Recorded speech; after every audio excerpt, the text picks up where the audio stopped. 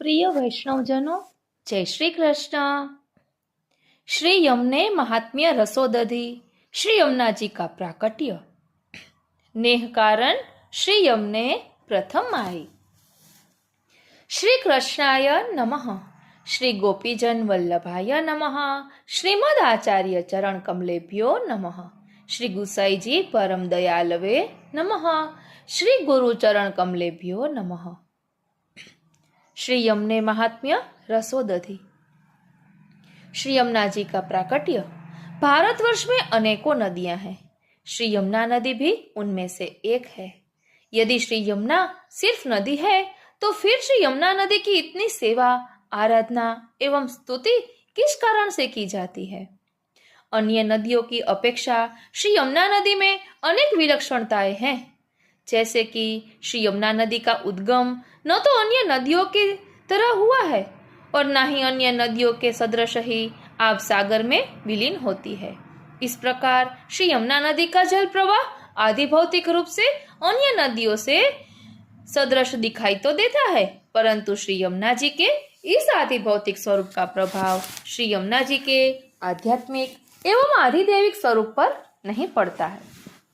भगवान के विराट स्वरूप का वर्णन वेद, गीता आदि ग्रंथों में निरूपित किया गया है। भगवान के प्रत्येक अंग से देवताओं के प्रकट होने का वर्णन भी उनमें मिलता है।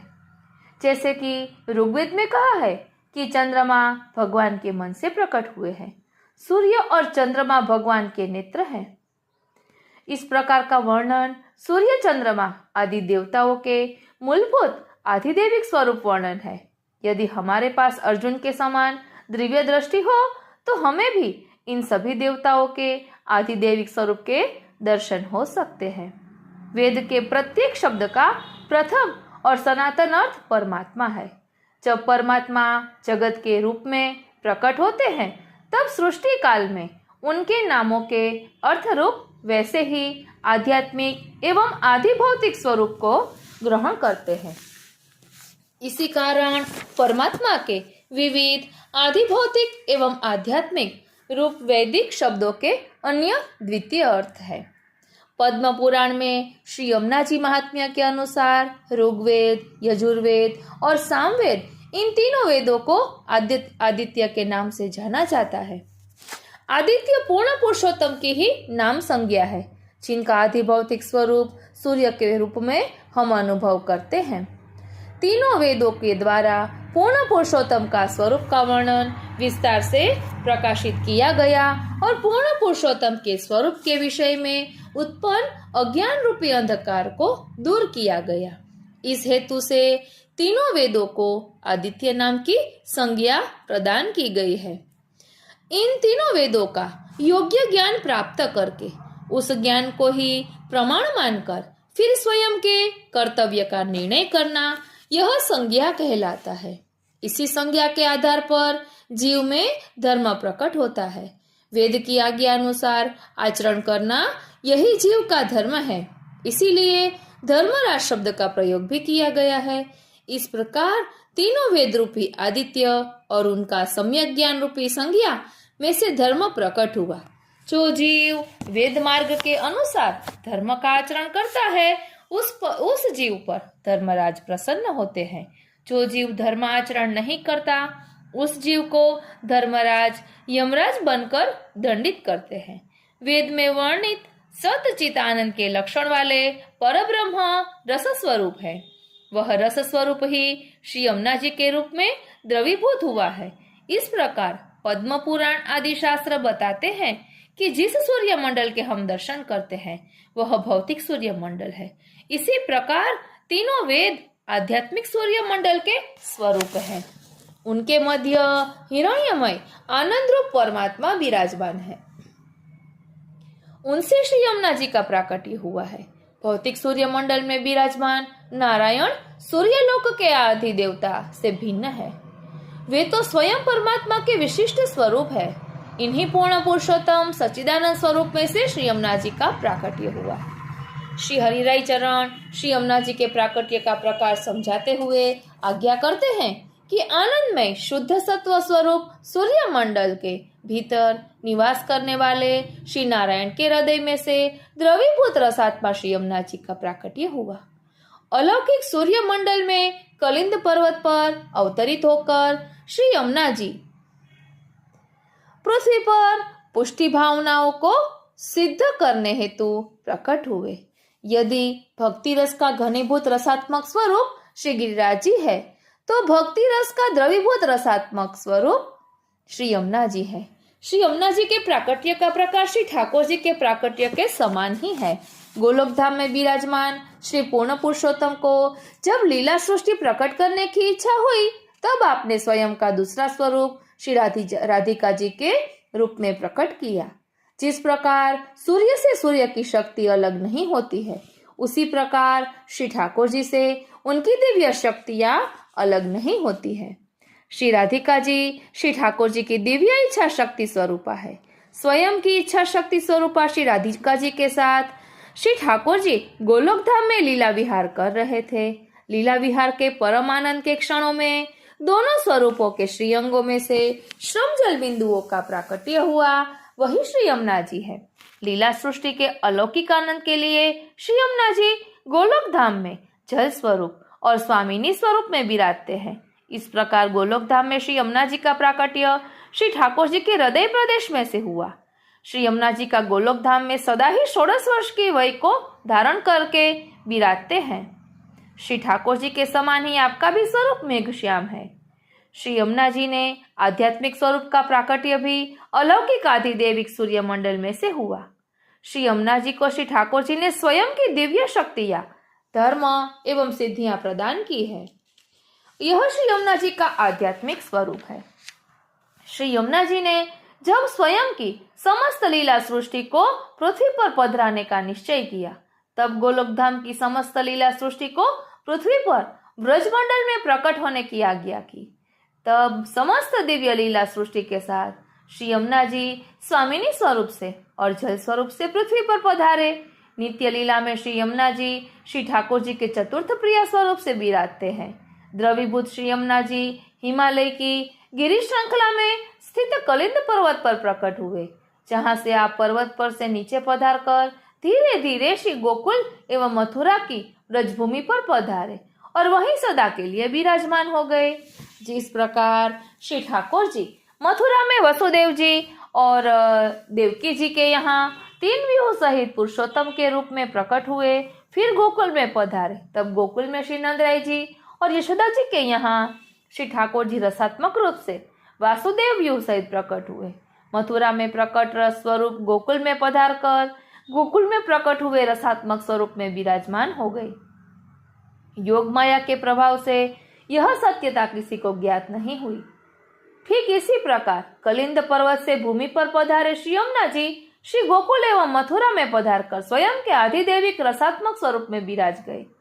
इसी वजह से जगत में किसी को भी श्री यमुना जी के अलौकिक स्वरूप का ज्ञान नहीं हुआ। जिस प्रकार श्री कृष्ण का प्राकट्य श्री वसुदेव जी देवकी जी और श्री नंदराय जी यशोदा जी के विरहात्मक हृदय में हुआ, उसी प्रकार श्री यमुना जी का प्राकट्य भी अलौकिक तापात्मक सूर्यमंडल में स्थित नारायण के हृदय में से हुआ। जिस प्रकार श्री कृष्ण ने वसुदेव देवकी जी को दिए हुए वरदान का स्मरण कराया, फिर आप अपने सर्वात्म भाव से युक्त भक्तों के सुखदान अर्थ श्रीनाथ जी गोकुल व्रज में पधारे। ठीक इसी प्रकार श्री यमुना जी कलिंद पर्वत को दिए हुए वरदान को सत्य कराकर अर्थात कलिंद पर्वत में से अवतरित होकर व्रज में सर्वात्म भाव से युक्त भक्तों के सुखदान अर्थ पधारे। जिस प्रकार भगवान का प्राकट्य लौकिक माता पिता के द्वारा लौकिक बालक के समान नहीं हुआ, ठीक इसी प्रकार श्री यमुना जी का प्राकट्य भी अलौकिक प्रकार से हुआ। इस प्रकार स्वरूप और प्राकट्य दोनों में से श्री कृष्ण एवं श्री यमुना जी की समानता सिद्ध होती है। श्री यमुना नाम की उत्पत्ति इस प्रकार से हुई। यम ऊना, यम अर्थात धर्मराजा एवं ऊना अर्थात छोटी बहन, आधिदेविक धर्मराज की छोटी बहन यानी श्री यमुना जी। श्री यमुना जी की 2 धाराएं हैं। नारद जी ने स्वयं ध्रुव जी को मधुवन में तप करने की आज्ञा दी। तज्ञात गच्छ भद्रम ते यमुना यास्य तटम शुचि पुण्यम मधुवनम यत्र सानिध्य नित्यदा हरे। श्री यमुना जी के किनारे पुण्य भूमि मधुवन है, जहाँ भगवान नित्य विराज रहे हैं। मधुवन में भगवान नित्य लीला करते हैं। उस समय मधुवन में श्री यमुना जी बहते थे। जमनावता गांव के नाम से श्री गिरिराज जी के पास के अन्य स्थल को देखने से तथा यमुना जी के प्रवाह स्थान पर कुआं खोदते समय निकलने वाली वालू रेती देखने से ऐसा लगता है कि उस समय श्री यमुना जी की दो धाराएं बहती होंगी। एक चीरघाट से मथुरा होती हुई आगरा की तरफ जाती है, दूसरी नंदगांव, बरसाना, कामा, पुछरी, जमनावता होते हुए आगरा की ओर जाती हुई धारा में मिल जाती है। श्री गुसाई जी श्री यमुनाष्टपदी में वृंदावन बृहद वन में श्री यमुना जी के प्रवाह का निर्देश करते हुए आज्ञा करते हैं। वृंदावने याह बृहद वनने मन मनोरथम पुरय सुरसुते द्रगोचर कृष्ण विहार एवं स्थितिस्त्व दिए तट एवं भूयात। हे सूर्यपुत्री, सुंदर वृंदावन में और सुंदर बृहद वन में मेरा मनोरथ पूर्ण करो। प्रत्यक्ष कृष्ण लीला दर्शन करते हुए आपके तट पर स्थित रहे। इस प्रकार सारस्वत कल्प में श्री यमुना जी की दो धाराएं होना संभव है। वृंदावन बृहद वन आदि ब्रज मंडल में स्थित है। હવે આપણે જોઈશું नेह कारण श्री यमुने प्रथम आई। नेह कारण श्री यमुने प्रथम आई।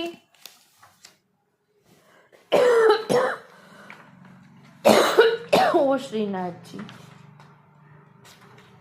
नेह कारण श्री यमुने प्रथम आई।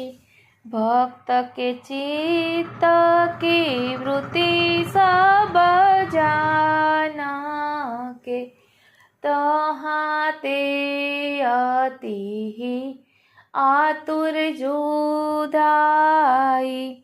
जाके मन जैसी इच्छा हती ताही की तैसी ही आय साधजु पूजाई। नंददास प्रभु तापर रीझी रहे जोई श्री यमुना जी को जश जुगाई। भावार्थ, भक्तों के चित्त की वृत्ति को जानकर तथा श्री यमुना जी भक्तों के स्नेह के कारण पृथ्वी पर श्री प्रभु के पहले पधारे। वे बड़ी उत्सुकता से दौड़कर पृथ्वी पर भक्तों के स्नेह के कारण पधारे। भक्तों के मन में जैसी इच्छा थी उन भक्तों की वैसी इच्छा उन्होंने पूर्ण करी। जो लोग श्री यमुना जी का यश गाते हैं उन पर श्री यमुना जी प्रसन्न होते हैं। इस पद में श्री यमुना जी के कृपा बल का निरूपण किया गया है। जब श्री ठाकुर जी गोलोक धाम के समस्त लीला परिकर को आज्ञा की कि समस्त गोलोक धाम को पृथ्वी पर प्रकट होना है, तब सबसे अधिक आनंद श्री यमुना जी को हुआ। उन्होंने सबसे पहले पृथ्वी पर प्रकट होने का निश्चय किया। इससे नंददास जी कहते हैं कि नेह के कारण श्री यमुना जी प्रथम आई। प्राचीन भगवतियों का कहना है कि श्री ठाकुर जी प्रकट हुए तब श्री यमुना जी 16 वर्ष के थे। श्री यमुना जी व्रत लीला में सदा 16 वर्ष वही धारण करके श्री ठाकुर जी की सेवा में विराजते हैं।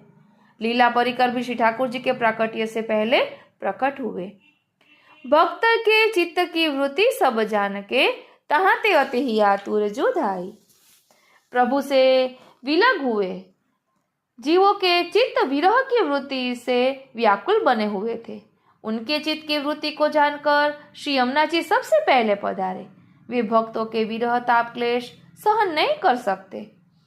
उसे दूर करने के लिए सदा तत्पर रहते हैं। श्री यमुना जी संयोग रस का स्वरूप होने के कारण उनकी स्तुति करने से प्रसन्न होते हैं। श्री ठाकुर जी से अपना संयोग करा दे। श्री यमुना जी गोलोक से अति आतुरता व आधीरता से पृथ्वी पर पधारे। श्री यमुना जी ने पृथ्वी पर पधार कर भक्तों के लिए क्या कार्य किया, तो कहते हैं कि नंदास जी बताते हैं कि जाके मन जैसी इच्छा हती ताही की तैसी ही साधे जो पूजाई। जिस भक्त के मन में जैसी इच्छा थी उस इच्छा को श्री यमुना जी ने पूर्ण किया। श्री महाप्रभु जी ने नित्य लीला में 10 प्रकार के भक्त बताए हैं। जिसमें मुख्य निर्गुण है तथा 9 सगुण भक्त है। सत रज तम इन गुणों के कारण एक दूसरे में मिलाने से 9 प्रकार बनते हैं। प्रत्येक भक्त के मनोरथ अलग अलग होते हैं। श्री ठाकुर जी के सुख के लिए तथा भक्त की प्रसन्नता के लिए 10 प्रकार के भक्तों के मन में मनोरथ रूपी इच्छा थी। उसे ब्रजलीला में पूर्ण की। श्री ठाकुर जी की रसात्मक लीलाओं का दान कराया। पृथ्वी पर 4 प्रकार के पुष्टि जीव है, शुद्ध और मिश्र, ये 2 मुख्य है। मिश्र के 3 प्रकार, पुष्टि पुष्टि, पुष्टि मर्यादा और पुष्टि प्रवाही। उनके स्वभाव अलग अलग है, अभिलाषा भी भिन्न है। श्री यमुना जी इन चारों प्रकार के जीवों की अलौकिक इच्छाओं को पूर्ण करते हैं। पुष्टि मर्यादा जीवों को अलौकिक सुख की अपेक्षा है और परलोक के दुख का डर है। उन्हें लौकिक सुख देते हैं और परलोक का दुख दूर करते हैं। पुष्टि जीवों को भगवत सेवा की अभिलाषा है। उनसे भगवत सेवा करवाकर मानसी सेवा का दान भी करती हैं। शुद्ध पुष्टि जीवों को श्री यमुना जी साक्षात अलौकिक स्वरूप से दर्शन देकर अपने स्वरूपानंद का दान करती हैं तथा श्री ठाकुर जी से संयोग कराती है। भक्त जिस भाव से यमुना जी के पास जाता है उसे वैसा मनोरथ पूर्ण करती है। अंतिम पंक्ति में नंदास जी रहस्य बताते हैं। तिजोरी खोलने की मूल्यवान चाबी है। नंदास जी प्रभु ताही पर रिझी रहे, चोई श्री यमुना जी को जश जुगाई। नंदास जी कहते हैं, भक्त जो यमुना जी का यश गाता है और उस पर श्री ठाकुर जी हमेशा प्रसन्न रहते हैं। श्री ठाकुर जी को स्वयं के यश जितने प्रिय हैं, उससे अधिक श्री यमुना जी के यश प्रिय है। इसीलिए पुष्टि मार्ग में श्री यमुनाष्टक और श्री सर्वोत्तम सूत्र के पाठ का विशेष महत्व है। पुष्टि जीवों ने श्री यमुना जी का निरंतर गुणगान करना चाहिए। नेह कारण श्री यमुने प्रथम आई का ढोल, प्रेम ने कारणे प्रथम पधार्या यमुनाजी भूतल माय। ગોલોક નિજ ધામ છોડીને અતિ આતુર થઈ ભક્તોને તારવા ગોલોકથી આવ્યા ધાય।